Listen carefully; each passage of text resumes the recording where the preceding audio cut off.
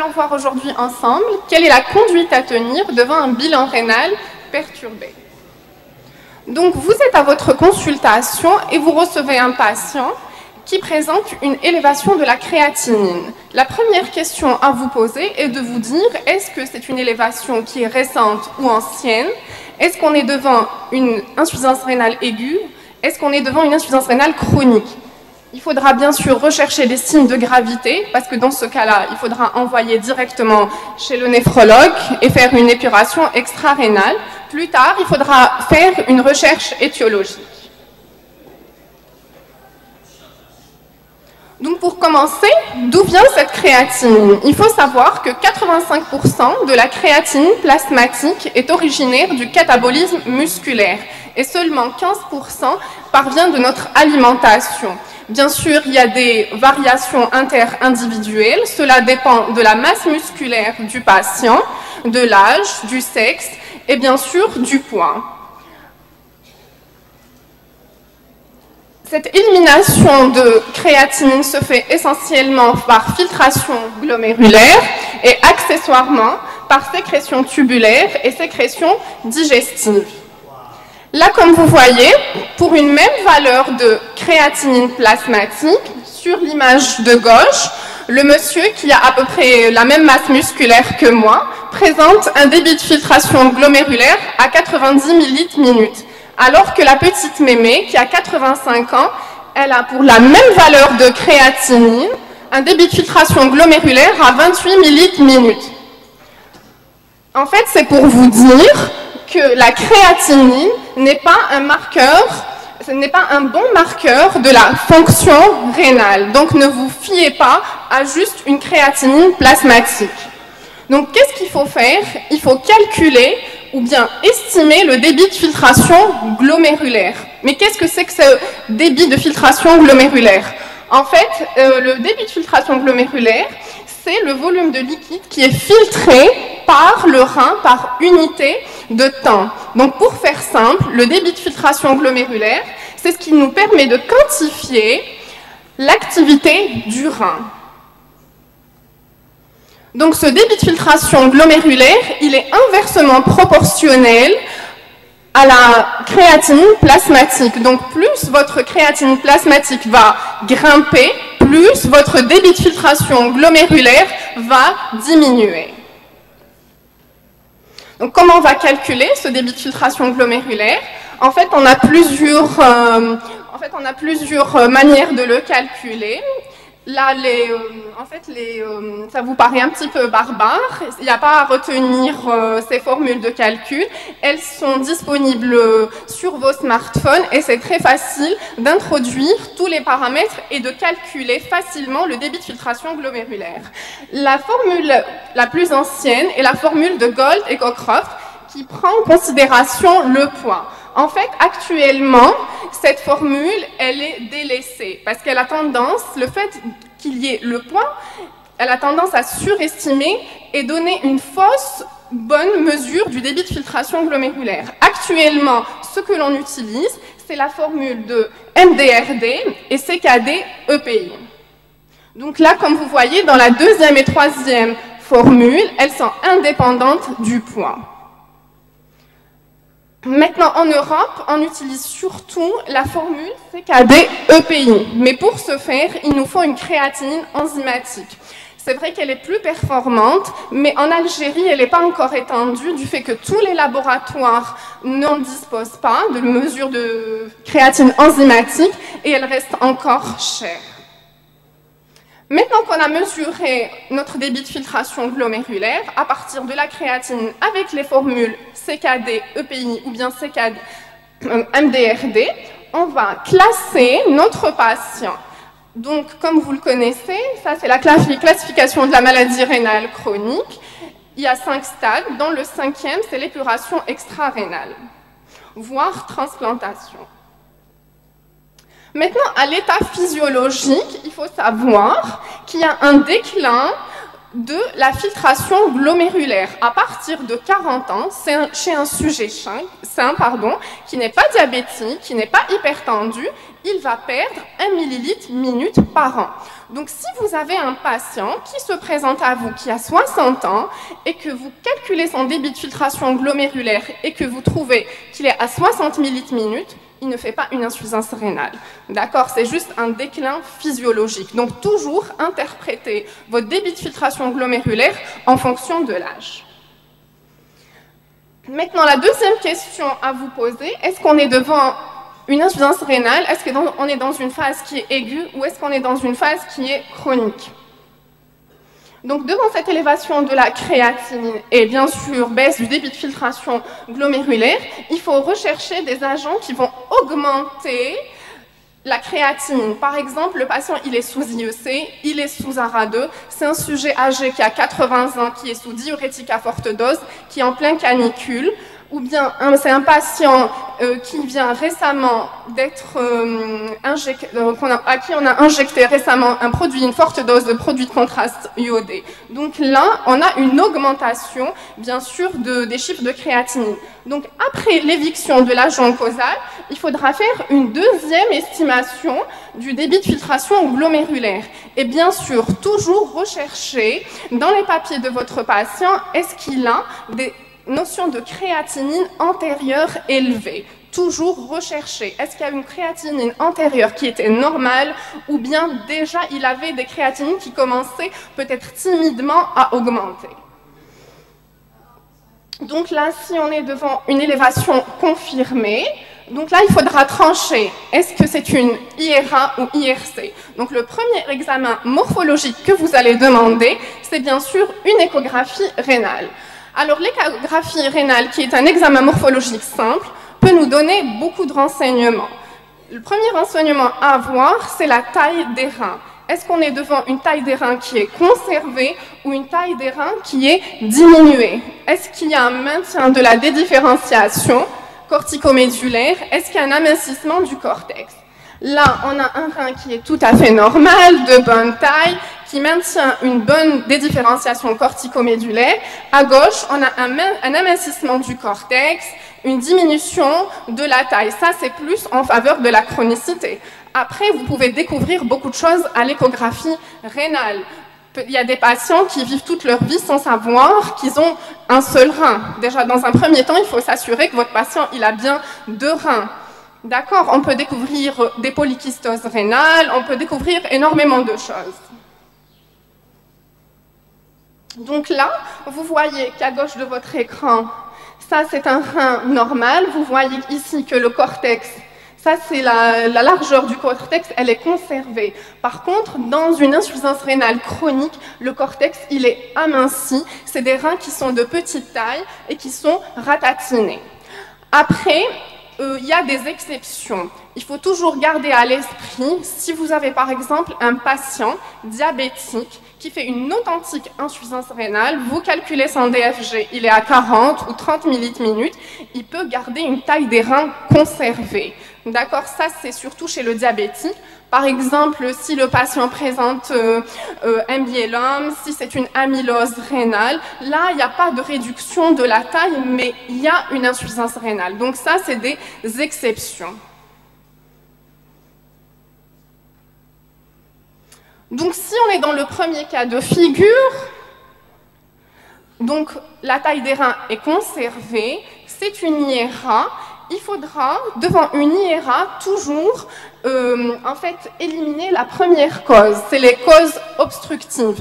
Toujours à votre échographie rénale, si elle vous montre une dilatation des cavités piélo-calicielles, ça veut dire qu'il y a un obstacle quelque part. Donc là, qu'est-ce qu'on va rechercher? Tout ce qui est étiologie obstructive, les adénomes de la prostate, les cancers, des lithiases bilatérales, une fibrose rétro-péritonéale. Là, la conduite à tenir en urgence, c'est faire une dérivation des urines.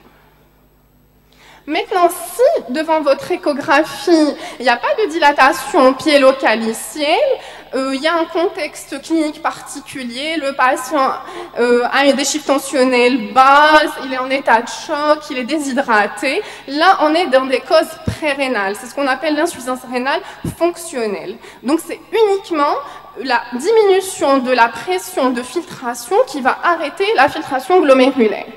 Donc on est dans les hypovolémies vraies ou efficaces. Non, ici le traitement il est étiologique. Maintenant, quand on a éliminé les deux causes obstructives et les causes fonctionnelles, là on est en droit de rechercher une cause organique. Donc il faut savoir que la principale étiologie des insuffisances rénales aiguës organiques, c'est les nécroses tubulaires aiguës. Donc dans les nécroses tubulaires aiguës, là j'aimerais attirer votre attention sur les prescriptions d'aminosides à forte dose, les prescriptions de produits de contraste iodés, des vancos et des chimiothérapies. En fait, il y a des précautions à prendre chez ces patients-là. Par exemple, vous avez un patient qui est âgé, qui est sous diurétique, diabétique, qui est sous ARA2 ou IEC, qui prend des antidiabétiques oraux, qui est un peu déshydraté, chez qui vous savez qu'il va y avoir un scanner qui est programmé, donc il y a certaines précautions simples à prendre pour éviter de tomber dans ces situations. Donc vous allez arrêter 24 heures à 48 heures avant et après l'injection du produit de contraste iodé, tout ce qui est IEC, ARA2, diurétique, et faire une bonne réhydratation avant et après l'injection de produits de contraste iodé. Maintenant, il y a les aminosides aussi qu'on prescrit à forte dose. Il faut toujours regarder la clearance de créatinine ou le débit de filtration glomérulaire et ajuster selon le débit de filtration glomérulaire parce que ça peut, comme vous voyez, ça peut donner beaucoup de dégâts. Après, dans les causes fonctionnelles, si on ne prend pas en charge à temps le patient, qu'on laisse évoluer cette insuffisance rénale fonctionnelle, elle peut évoluer vers une authentique IRA organique. Maintenant, la définition de l'IRA, c'est quoi? En fait, c'est une baisse du débit de filtration glomérulaire, mais c'est une baisse qui est réversible, en opposition avec l'insuffisance rénale chronique. Donc, dans l'IRA, si vous traitez la cause et que vous la traitez à temps, là, c'est réversible. Maintenant, si vous ne traitez pas la cause à temps, ça peut se transformer au long cours vers une insuffisance rénale chronique. Maintenant, on est dans le deuxième cas de figure. Vous avez fait votre échographie, vous trouvez des reins de taille réduite, qui ne sont pas beaux, qui ne sont pas échogènes. Donc là, vous allez rechercher les autres signes de chronicité. En l'occurrence, il y a l'anémie. Il y a certains patients qui sont en insuffisance rénale qui ne développent qu'une anémie et une fatigue. C'est le seul signe qui est révélateur de leur insuffisance rénale chronique. Il faut savoir que les reins sont des organes extrêmement timides, très muets, et parfois le patient n'arrive qu'à un stade terminal. On va rechercher aussi l'hypocalcémie et l'hyperphosphorémie. Donc maintenant, à l'interrogatoire, bien sûr, il faut rechercher si le patient il est diabétique, s'il est hypertendu, qu'est-ce qu'il prend comme médicament, s'il y a une notion familiale, c'est une maladie génétique, s'il y a des néphropathies glomérulaires, s'il y a des antécédents d'infection urinaire à répétition. Et bien sûr, vous allez demander l'examen simple dans votre cabinet. Vous allez faire une bandelette urinaire. Rechercher, est-ce qu'il y a une protéinurie, est-ce qu'il y a une hématurie? Bien sûr, là, il faudra adresser pour une ponction biopsie rénale et faire une recherche étiologique. Après, tout dépend de l'étiologie, on va compléter par un bilan immunologique selon la situation. Quelle est la définition de l'insuffisance rénale chronique? Par opposition à l'IRA qui est réversible, l'insuffisance rénale chronique, elle est irréversible. Donc, elle est définie par un débit de filtration glomérulaire qui est inférieur à 60 ml/min, avec des anomalies ou des anomalies du sédiment urinaire, à savoir une protéinurie, une hématurie ou une leucocyturie, ou bien des anomalies morphologiques, bien sûr. Donc, juste pour préciser que, en fait, la classification de la maladie rénale chronique, les 5 stades, elle n'est applicable qu'à l'insuffisance rénale chronique. Elle n'est pas applicable en cas d'IRA. Maintenant, comment on va dépister cette maladie rénale chronique? Il faut faire simple. Dans un premier temps, quand vous recevez votre patient, quand vous avez votre créatinine, il faudra calculer maintenant le débit de filtration glomérulaire et ne pas vous contenter d'une créatinine plasmatique. Recherchez bien sûr une protéinurie hématurie, faire un ECBU pour éliminer une infection urinaire qui pourrait positiver notre protéinurie et bien sûr faire une échographie rénale ou bien un scanner. Comment on va rechercher cette protéinurie? Bien sûr à la bandelette urinaire. Il faut savoir que la bandelette urinaire ne détecte que l'albumine et a un taux qui est environ à 1 gramme. Donc tout ce qui est inférieur à 500 mg n'est pas détecté par la bandelette urinaire. Donc il faut bien sûr toujours éliminer les faux positifs, par exemple une infection urinaire qui pourrait positiver la bandelette urinaire, une HTA sévère non contrôlée, un exercice physique intense, par exemple un patient, c'est pas un patient, c'est quelqu'un de normal qui fait un marathon, qui court 40 km. Si vous lui faites une bandelette urinaire à la fin du marathon, vous allez trouver une croix de protéines et ce n'est pas pathologique. La fièvre aussi, une fièvre la veille du prélèvement peut positiver une protéinurie. Maintenant, qu'est-ce qui se fait maintenant? Après votre bandelette urinaire, l'étape suivante est de faire une quantification. Avant, on faisait la protéinurie des 24 heures. Actuellement, la protéinurie des 24 heures est abandonnée. Pourquoi? Parce qu'elle n'est pas précise. Pour qu'un patient collecte complètement et précisément les urines des 24 heures, c'est un peu compliqué. Donc, pour l'imprécision, actuellement, qu'est-ce qui se fait? C'est faire un recueil sur spot urinaire. C'est les urines fraîches du matin, une petite quantité, environ 100 à 200 cc. Vous envoyez ça au laboratoire et vous précisez. En fait, c'est un ratio. Vous précisez, vous faites une albuminurie sur créatinurie, c'est ce qu'on appelle l'ACR, ou bien protéinurie sur créatinurie, c'est le PCR. Donc actuellement, on ne parle plus de protéinurie de 24 heures, ni de micro-alb, ni de macro d'ailleurs. On parle de stade A1, A2 et A3. A, c'est pour albuminurie. Donc à l'état physiologique, chez un sujet sain, si on fait une analyse de ses urines, c'est sûr qu'il y a une petite quantité de protéines physiologiques. C'est tout ce qui est protéines de Tam hors cheval. Donc on va trouver une albuminurie inférieure à 30 et une protéinurie inférieure à 150 mg. Maintenant, ici, entre 30 et 300 et 150 et 500, ça c'est avant ce que vous appeliez la micro-albe. Actuellement, on n'appelle plus la micro-albe. C'est un stade A2 de l'ACR. Maintenant, si vous êtes ici, là, c'est supérieur à 500, c'est une authentique protéinurie. Là, il faudra explorer, éventuellement voir s'il ne faut pas faire une biopsie. Maintenant, dans certaines ordonnances, on voit que certains médecins prescrivent dans la même ordonnance microalbuminurie avec protéinurie des 24 heures. Ça, c'est obliger le patient à payer pour rien. Parce que quand vous demandez ici, regardez, avant, on demandait ici micro-albe avec une protéinurie des 24 heures. En fait, quand on dit déjà micro-albe, quand on demande une protéinurie de 24 heures, on est déjà dans la macro. En fait, ça équivaut à faire un test de grossesse à une femme qui est à terme. Quand on est dans la macro, ça ne sert plus à rien de demander une micro-albe. Mais là, on ne parle plus de micro-albe, c'est une A2. Maintenant, ce tableau, qu'est-ce qu'il nous montre? En fait, il nous montre la corrélation... Pardon. Il nous montre la corrélation entre... Ici, regardez, c'est les mêmes stades, A1, A2, A3.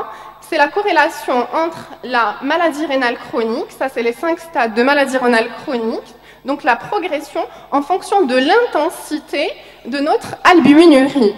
Là, si on prend par exemple un patient qui est CKD3, ici, environ 50 millilitres minute. S'il n'a pas d'albuminurie, c'est négatif, ici.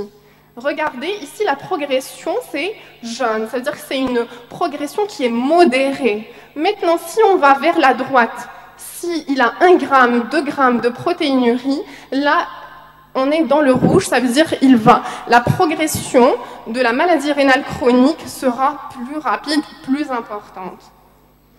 Donc ici, le message à retenir, c'est quoi? En fait, c'est qu'une protéinurie est un facteur de risque de progression de la maladie rénale chronique. Si vous avez un patient qui a une... 2 minutes, s'il vous plaît. Pardon? Et voilà 2 minutes. Oui. Qui a une albuminurie, il faudra bien sûr faire une néphroprotection et une cardioprotection. Un dernier mot sur l'hématurie. Bien sûr, si on la détecte à la bandelette urinaire, il faut faire la différence entre une hématurie d'origine néphrologique et une hématurie d'origine urologique. Donc vous allez demander ici un sédiment urinaire ou ce qu'on appelle la cytologie urinaire. Et le fait de trouver des hématies en cylindre, c'est un signe que c'est une hématurie d'origine néphrologique. Ça veut dire que les globules rouges, ils ont traversé la membrane basale glomérulaire, ils ont été déformés. Donc là, quand adressé au néphrologue, bien sûr, quand il y a une urgence, là c'est des indications de dialyse en urgence. Quand il y a une élévation très rapide de la créatinine, avec bien sûr protéinurie ou hématurie, quand il y a associé à des signes de maladie systémique, bien sûr quand le DFG est inférieur à 60 et quand le patient est transplanté rénal.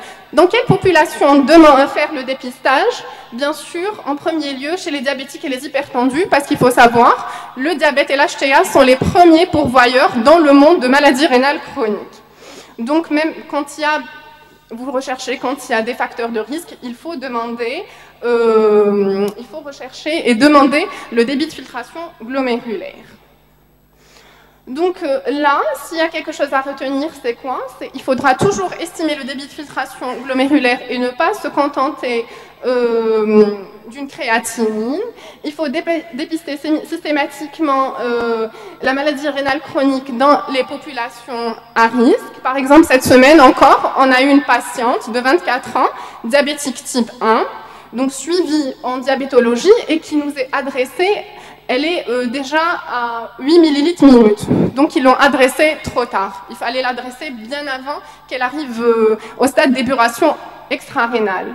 Donc bien sûr, votre rôle, c'est la néphroprotection, l'équilibre glycémique chez le diabétique, l'équilibre tensionnel, réduction, j'insiste sur la réduction de la protéinurie, en utilisant les IEC et les ARA2, et bien sûr l'éviction tant que possible des produits néphrotoxiques. Je vous remercie.